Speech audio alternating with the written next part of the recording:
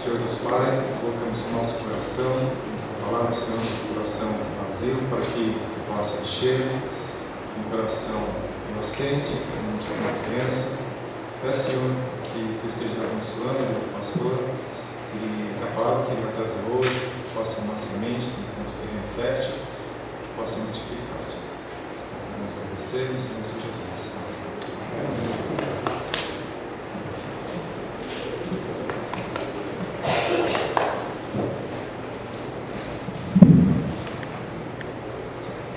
Bom dia, irmãos. Bom dia. Vamos estar louvando o nome do Senhor. Alguns de nós, como eu, estão meio desorientados, né? Né, Pastor Luiz? Estamos um pouquinho só.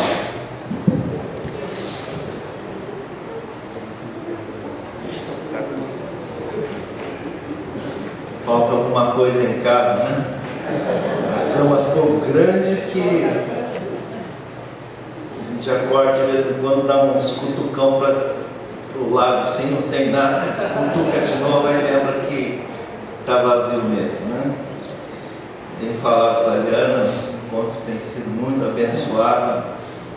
As mulheres depois acho que pessoalmente repartirão com a igreja, mas elas têm sido muito abençoadas. Tenho falado que tem sido um tempo de refrigério muito bom para todas elas. Essa semana eu e Liana tivemos a oportunidade de ministrar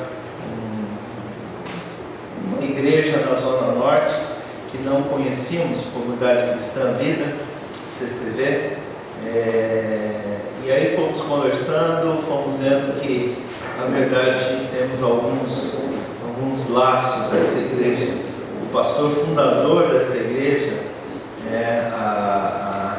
o cunhado desse pastor, ele é descendente de japoneses e ele é primo da falecida dona Kimika Tanami, da dona Sati, mãe do irmão Carlos Tanami, e aí nós fomos conversando, fomos descobrindo que existem várias coisas em comum, mas fomos muito abençoados. Foi uma reunião que eles fizeram de domingo a quarta-feira, com foco na família. Eles chamam de simpósio da família, e na quarta, segunda e terça foi especificamente voltado para os casais, e eu e Liana pudemos estar ministrando ali. Foi um tempo muito especial, muito abençoado. Nós tínhamos posto no programa, sei que alguns irmãos sabiam, estiveram orando, nós agradecemos. Na sexta-feira, então esteve ali, nós recebemos já pela manhã a notícia do falecimento, né, da dona Dulce, sua mãe, e pudemos, no sufoco, né, Sinira, chegar ali que, ô Jesus amado, pegando um congestionamento, e por muito pouco a gente não consegue chegar a tempo de fazer a despedida da dona Dulce. Os que conviveram com ela, uma mulher simples, muito elegante, dócil, não só a sua elegância na maneira como ela se trajava, se conduzia, em falar, mas dócil no trato com as pessoas. Eu conversei com vários ali, todos eles disseram a mesma coisa: pastor, você lembrou bem, ela era uma pessoa muito elegante, mas elegante no trato com as pessoas também, e na sua generosidade e bondade. Então foi um tempo difícil para a família, mas um tempo abençoado, porque dona Dulce descansou no Senhor, partiu uma fé no Senhor Jesus Cristo. E estamos nessa manhã a meditar na palavra. Só queria fazer uma introdução, um parênteses aqui. Essa semana, dia 31 de outubro, todo ano eu lembro os irmãos isso, né? 31 de outubro nós celebramos o dia da Reforma. Guarde sempre essa data, 31 de outubro, dia da Reforma.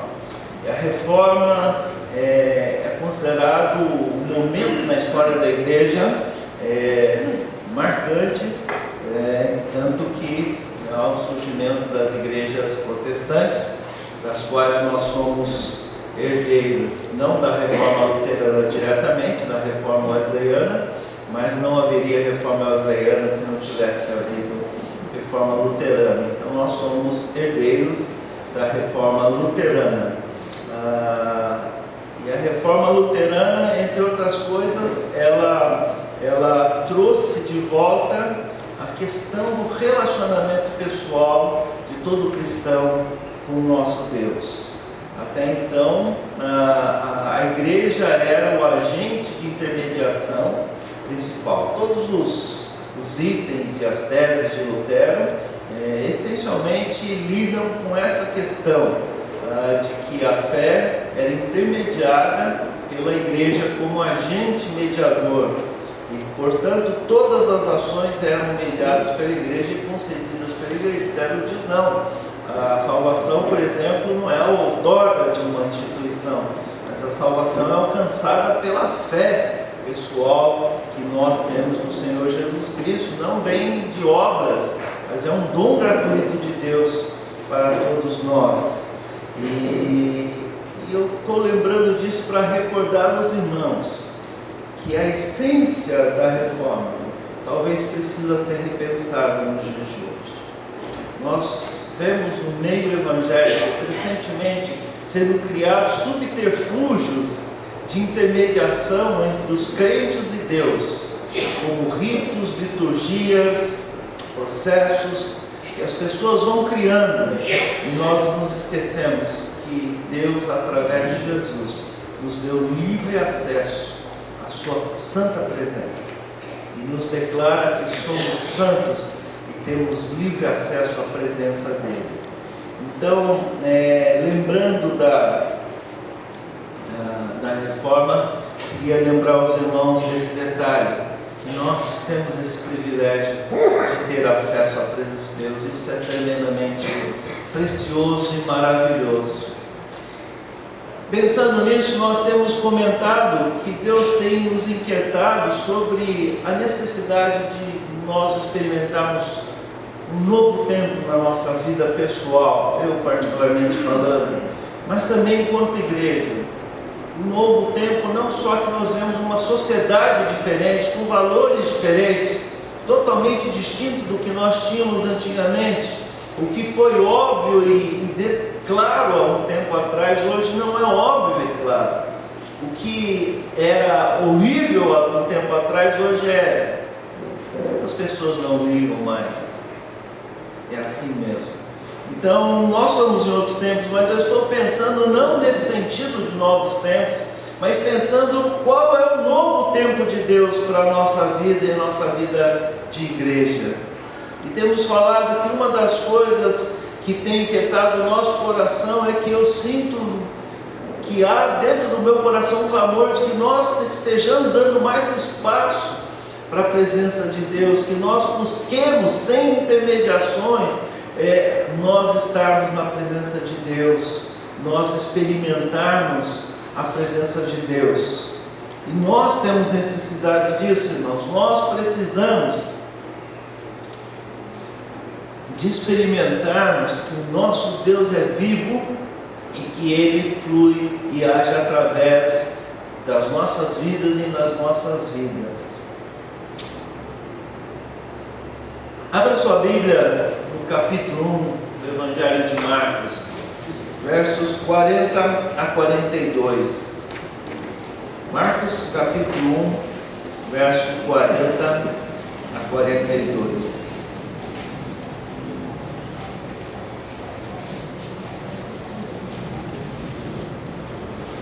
Abriram? Marcos capítulo 1, verso 40 a 42. Estou lendo na versão atualizada. Aproximou-se dele um leproso, rogando-lhe de joelhos: se quiseres, podes purificar-me. Jesus, profundamente compadecido, estendeu a mão, tocou-o e disse: quero, fica limpo. No mesmo instante lhe desapareceu a lepra e ficou limpo. Pai, abençoa agora esta palavra, e através dela fala ao nosso coração, e através dela traz encorajamento às nossas vidas e à igreja nesta manhã, em nome de Jesus. me impressiono com esse e outros textos nas narrativas dos evangelhos, de como Jesus ele era extremamente presente no contexto das pessoas, e como ele não tratava as pessoas à distância, mas ele era extremamente pessoal. O texto diz: compadecido tocou. Há outros textos que diz que ele comia com publicanos e pecadores. Outros textos que diz que ele tomava pelas mãos. Outros que diz que ele impunha as mãos. Outros que ele pôs os dedos nos ouvidos. Outros tomando pela mão, tomando nos braços. Jesus ele andava no meio das pessoas, e Jesus tinha uma relação pele a pele. Jesus não tinha uma relação à distância com as coisas. Nós estamos vivendo, queridos, tempos em que a nossa sociedade ela é extremamente carente de relacionamentos. Eu falo sempre brincando, e eu me ensino dentre esses: a gente pode ter milhares de amigos no Facebook, pode dar um curtir, pode mandar aquela figurinha lá para sorrindo, abraçando, você pode fazer um monte de coisa. Você pode no dia do seu aniversário receber trocentos parabéns, mas nenhuma dessas mensagens te abraçam. Ainda não inventaram um sistema que da tela do seu computador sai uma mãozinha assim e te agarra. Nenhuma essência que faça ter a sensação de abraço. Computador não abraça, amigo virtual não abraça e não toca. Pessoas são carentes de pessoas. Gostei dessa frase que o pastor Manuel usou no dia do sepultamento do irmão Odaira, pai do pastor Joel Odaira. Ele disse: pessoas precisam de Deus, as pessoas precisam de pessoas. Nós não fomos criados, queridos, para viver sozinhos, à distância, isolados. Nós somos criados para viver juntos, e nós precisamos de pessoas. E nós precisamos de sentir o toque de pessoas.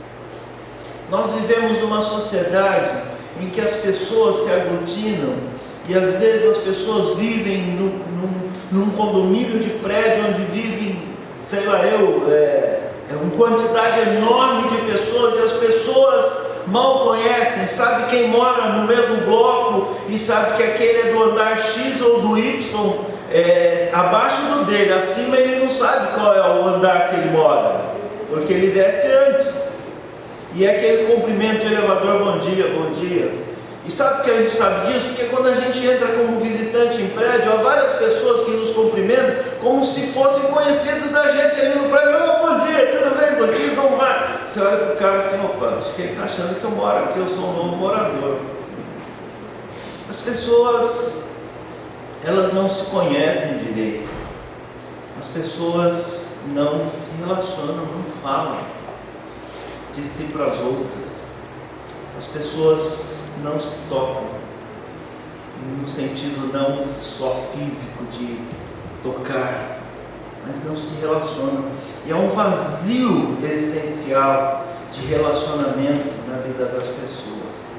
Estou lendo um livro, quero ter uma conversa depois com o Marcelo naturalmente, o Dr. Marcelo leu esse livro, que é A Resolução de Todo Homem. Todo homem aqui deveria ler esse livro, que é o livro do filme Corajosos. Ele descreve cada uma daquelas decisões, mas os capítulos introdutórios, há pequenas frases ali que, se não mexer com você, é porque você é um camarada alheio à vida. Mas ele fala de uma forma tão grande do vazio que causa a falta de relacionamento. Pai, não é pais plural, pai com os filhos, e nas filhas em especial. A nossa sociedade é vazia de relacionamento. A nossa sociedade é carente, as pessoas estão carentes, por isso estão se arrebentando com coisas que não preenchem. Estão se dando em relacionamentos fúteis, casuais, estão dando em encontros eventuais. A Liana deu uma matéria, me encaminhou nessa matéria. As pessoas estão preocupadas no Japão com a diminuição crescente da natalidade, e sabe o que? Com a diminuição crescente dos casamentos. As pessoas não querem mais casar. Há um número crescente de jovens profissionais, homens e mulheres, que não querem mais casar. Estão muito bem, a corporação demanda dela 12 horas às vezes de trabalho, e ela não tem tempo. E uma jovem profissional dessa, alta executiva de uma corporação, diz uma matéria: eventualmente eu vou num bar quando eu quero alguma coisa, encontro algum homem e saio. Sem problema. Não querem, mas estão vazios de relacionamento. É um país onde o maior índice de suicídio existe. É um país onde a solidão é muito grande. Queridos, nós estamos vivendo dias em que eu e você somos convidados a repensar a maneira como nós nos relacionamos. Quando eu olho esse texto, eu vejo que Jesus nos dá uma lição. Aparece um homem leproso, cai de joelho na presença de Deus e diz assim: se você quiser, você pode me purificar. Eu sei que você tem poder para isso. E Jesus não é só compadecido, profundamente compadecido, toca aquele homem e diz: eu quero que você se purifique, fica limpo. Jesus vai de encontro àquele homem e toca. E nós, como pessoas que experimentamos o toque, o abraço de Deus, deveríamos ser pessoas extremamente dotadas da capacidade de abraçar e tocar pessoas. Mas por que é que muitas vezes nós, como igreja, não estamos tendo uma resposta para uma sociedade que clama por relacionamento? E nós temos um Deus que não é um Deus que senta num trono e fica lá vigiando cada um de nós e dizendo: me sirva, me caia de joelho diante de mim, faça isso por mim. Não, Deus se relaciona: vem até mim você e dá seu Filho único. Por que é que nós temos dificuldade de ser esses portadores do abraço e do toque de Deus? O texto fala, estou extraindo desse texto 3 possíveis obstáculos que Jesus venceu e que nós temos dificuldades, e que se tornam obstáculos para nós exercitarmos o toque de Deus em nossas vidas, principalmente na vida dos outros. A primeira delas é o obstáculo do preconceito. Aquela pessoa que se aproximou de Jesus era um leproso. A lepra, se você continuar o texto na leitura, Jesus manda ele se apresentar diante do sacerdote, porque a lepra era entendida como uma impureza, era uma maldição que a pessoa tinha, era uma impureza espiritual. Mas a lepra era uma doença de alto contágio, tanto que os leprosos naquela época viviam em colônias isoladas. Tu assiste em filmes épicos aí, como o Ben-Hur, que é bem clássico, bonito, porque a mãe daquele personagem principal e a irmã se tornam leprosos, né? Era algo horrível, e as pessoas não tinham contato, ninguém queria se aproximar de leprosos. Quando algum leproso chegava, ele tinha que andar sinalizando, e aí as pessoas fugiam, jogavam comida à distância. E Jesus, com esse homem se aproximando dele, primeiro ele se aproximou de Jesus, porque ele deixou. Segundo, Jesus toca esse homem, ele vence um preconceito com relação àquilo. Às vezes, querido, nós queremos fazer assim: sim, eu posso, tá bom, fica aí que eu te abençoo, em nome de Jesus, tá bom, por aí, ótimo, não precisa chegar mais não, bom, tá boa a distância já, em nome de Jesus, está abençoado. E às vezes, queridos, nós temos os nossos preconceitos, que não é só com questão aos problemas de doenças infecto-contagiosas.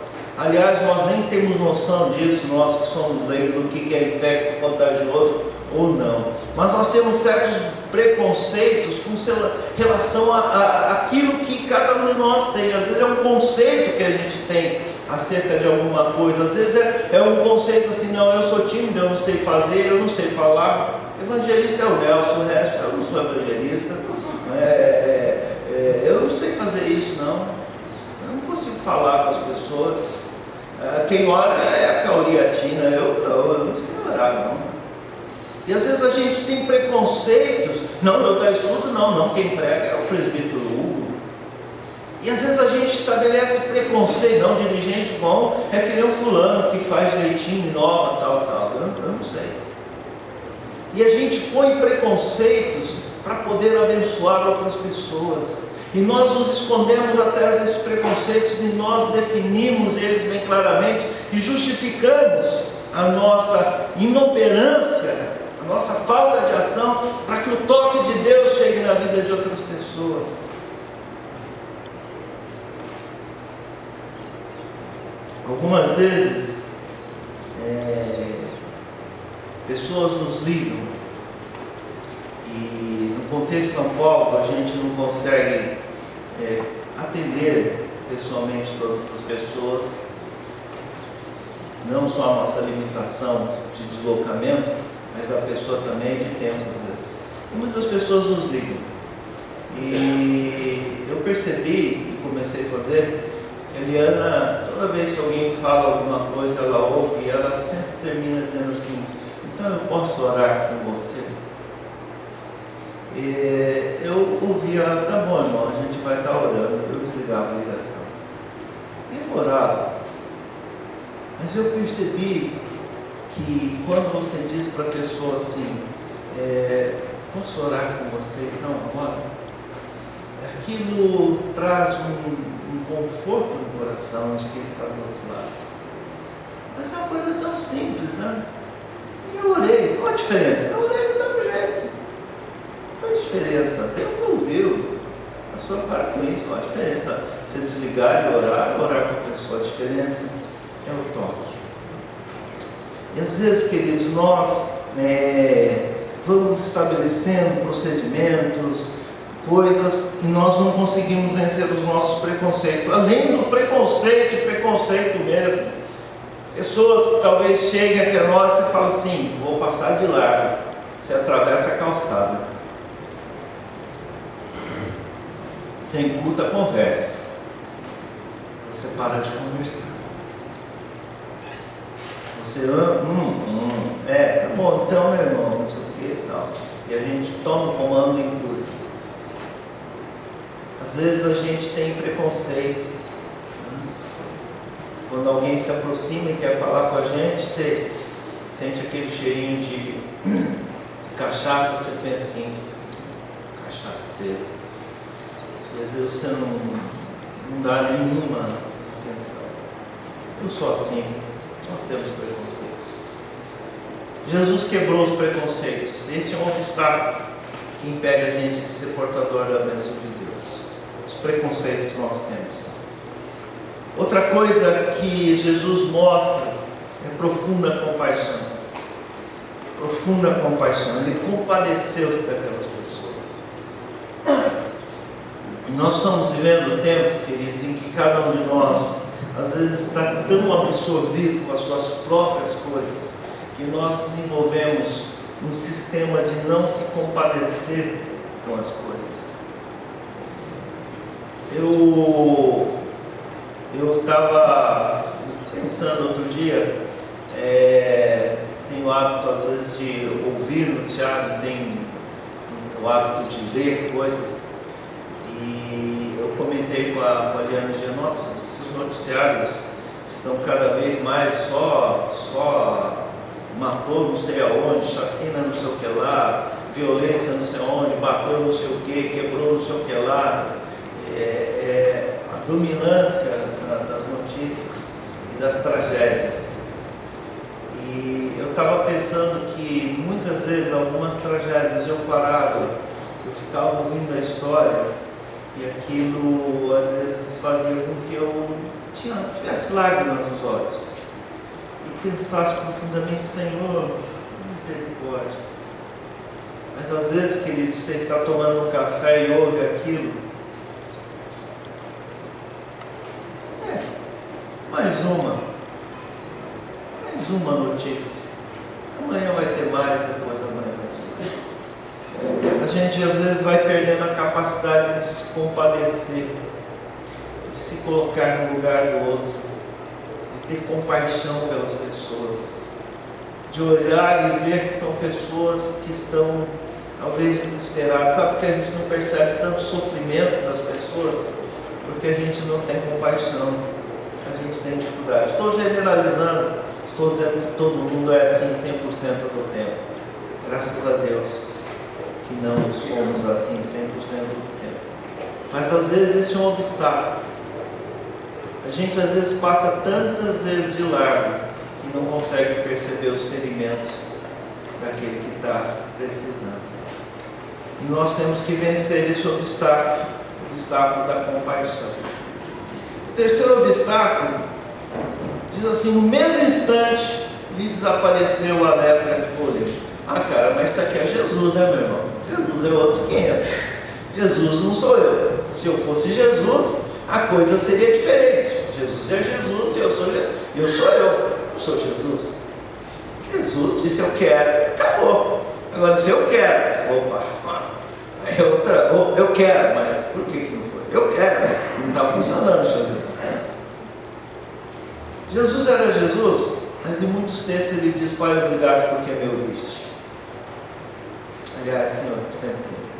Porque Jesus era ouvido e eu não sou nem sempre ouvido? A santidade dele, proximidade, intimidade com o Pai. Veja quantas vezes Jesus se retira para orar, quantas vezes Jesus vai ao monte para orar. Jesus era filho de Deus, mas ele retirava e orava ao Pai, ele tinha intimidade com o Pai. Mas sabe qual o obstáculo aqui? É a nossa fé. Pastor, mas eu não tenho fé de falar assim: agora desaparece em nome de Jesus. Opa, não funcionar, eu vou concentrar aqui. Agora vai, respira fundo, desaparece em nome de Jesus. Eu tinha esquecido o nome de Jesus, agora vai. Não foi, não é possível. E nós ficamos medindo fé pela operacionalidade dela, mas fé essencialmente é confiança em Deus. Confiança de que Deus vai fazer. Eu já contei essa história, mas o pastor com quem eu trabalhei quando era seminarista, pastor Yamada, nos primeiros anos do seminário, fui com ele fazer a minha primeira visita num hospital, visita pastoral. E eu, por conta talvez de uma cirurgia que a mãe fez quando eu era moleque, ficou muito tempo no hospital, era para ser acho que 2 horas de cirurgia, nós chegamos para vê-la e a cirurgia prolongou. Era uma coisa mais ou menos simples, varizes e tal, mas eu lembro que eu sentia aquele cheiro de hospital e aquilo me angustiava. A mamãe não saía e aquele cheiro de hospital, eu confesso que eu tive muita dificuldade com esse negócio e eu não gostava muito mais de ir no hospital. Graças a Deus, Deus me liberou. Não sei se eu não sinto muito mais cheiro, eu me habituei. Aí vou eu com ele lá visitar aquele homem e o pastor começa com carinho, aquele homem com câncer no estômago e aquele homem ali recuperando-se. O pastor vem com carinho, massageia a mão dele, mão toda inchada pelas sucessivas aplicações e pegar veia aqui, pegar veia ali. Ele com carinho conversa com aquele homem, fala do amor de Deus, e eu ali deliciando, como bom aprendiz, como é que faz a coisa, e de repente o pastor diz assim: o Edu vai orar por você agora. Meu amigo, espera uma viagem. Por incrível que pareça, sabe o que passou na minha cabeça? Não é o que eu vou orar. Senhor, e se esse homem morrer depois? Uma vergonha que vai ser. O Edu orou e o homem morreu. Que egoísmo barato, que falta de fé, que falta de confiança em Deus. E vou lá eu orar com medo. Senhor, como que eu oro? Oro para ele ser curado, e se ele não for curado? Que vergonha que vai ser, Senhor. Se eu oro para ele, o que eu oro, Senhor? Mas pensando em mim. Isso é falta de fé. falta de confiança no Deus que conhece todas as coisas, que sabe todas as coisas, que se queres Ele pode fazer aquele homem ser curado. O Deus que tem controle de todas as coisas, de que mesmo que eu não tenha nenhuma capacidade de sair agora, Ele tem o controle. E às vezes a gente não impõe a mão, não abençoa o Senhor, e depois, que mico, Senhor. Graças a Deus, misericórdia de Deus, não foi oração, aquele homem se recuperou, deu um testemunho através da vida dele.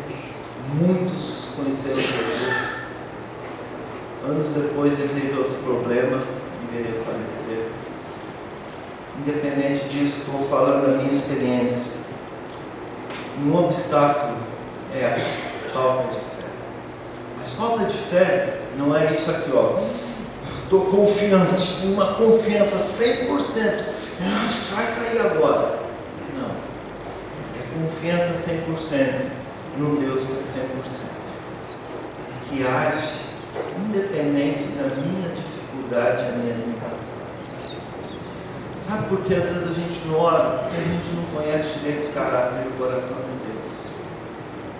A gente não conhece direito quem é Deus. A gente tem medo. Ai, que Deus não tem o melhor para a gente. Deus não é bondoso a ponto de dar o seu melhor. Às vezes, querido, nós não impomos a mão porque nós temos falta de confiança nesse Deus. E esse é um obstáculo para a gente poder ser portador do toque de Deus na vida de outras pessoas. Quantas pessoas dizem para ti assim: então você pode orar para mim? Não, mano, fica tranquilo, mano. Eu vou levar o pedido de oração e os irmãos parceiros de oração vão orar para você. E o pastor vai orar para você. Amém, nós oramos. Os parceiros estão aí para isso. São parceiros de oração. Homens e mulheres que não tem nada demais, mas que caminham com pessoas em oração. Mas quando alguém diz assim: mas pode orar? Que tal você, como diz o céu, tirar a mão do bolso, botar, diz: Senhor, abençoa essa pessoa. Conheces o coração dela, a angústia, a dor que ela está passando. O Senhor pode fazer. Eu creio no teu poder. O Senhor coloca essa pessoa, a tua presença, me dispõe a interceder por ela. Às vezes, queridos, nós achamos que nós não temos fé suficiente. Os líderes têm. E esse ministério tem. E o problema da fé é o tamanho que a gente faz no nosso Deus. Às vezes nós o fazemos menor do que ele é. Falei de três obstáculos para nós exercitarmos o toque de Deus na vida de outras pessoas. O preconceito, a compaixão ou a falta de compaixão, a fé ou a falta de fé.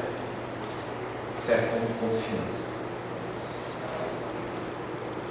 O pessoal do louvor pode me ajudar? A gente pode cantar novamente o abraço. Nessa manhã, somos convidados por Deus, primeiro, a experimentarmos o toque dele. Eu gosto demais dessa música. E quantas vezes ela não é verdade na vida da gente? A gente vai andando e de repente percebe que deixou Deus de lado. A gente quer crescer, às vezes a gente esquece de Deus. Como nós precisamos do toque de Deus, querido. Nessa manhã o Senhor não está aqui para dizer assim: ó, você. Essa manhã o Senhor está aqui para dizer: abre bem os teus braços, que eu quero te abraçar. Abre bem os teus braços, que eu quero te abraçar. Não sei o que você tem no seu coração, a dor, a angústia, o medo, as dificuldades, as incertezas, mas o Senhor quer te abraçar. Como esse homem que veio de joelho diante dele, ele tocou. Ele Ele quer tocar na minha e na sua vida nessa manhã. Eu não sei o que é que você enfrenta, mas abre mesmo o teu coração que Ele quer tocar. E a segunda coisa que o Senhor quer fazer é convidar você a ser um portador, um exercitador do toque de Deus na vida de outras pessoas. E orar para dizer: Senhor, eu quero ser usado para que o seu toque chegue na vida de outras pessoas. Vamos ficar em pé, vamos cantar esse cântico. Eu convido a igreja a abrir o seu coração para experimentar o toque de Deus.